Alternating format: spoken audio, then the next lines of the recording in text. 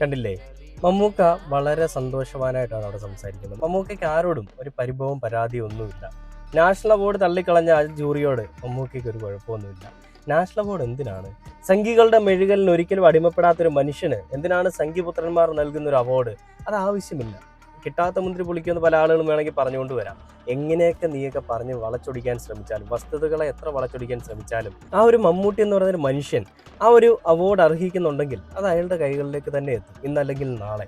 മമ്മൂക്കയ്ക്ക് സംസ്ഥാന സർക്കാർ അവാർഡ് കൊടുത്തിരിക്കുന്നത്, ഇപ്പോൾ പ്രകാശ് രാജ് പറഞ്ഞൊരു വാക്ക് നമ്മൾ കണ്ടതാണ്, ഞങ്ങൾ ആരും ഒരു കാര്യത്തിലും കൈകടത്തത്തില്ല, നിങ്ങൾക്ക് ഇഷ്ടമുള്ള രീതിയിൽ അവാർഡ് നിശ്ചയിക്കാം, അത് ആർക്ക് കൊടുക്കണം, എവിടെ കൊടുക്കണം എന്നുള്ളത് നിങ്ങൾ തീരുമാനിച്ചാൽ മതി എന്നാണ് സംസ്ഥാന സർക്കാർ പറഞ്ഞത്. ഇതേ രീതി തന്നെ ആയിരിക്കണം ഈ നാഷണൽ അവാർഡിൻ്റെ ആ ഒരു വേദിയിൽ നടക്കേണ്ടത്.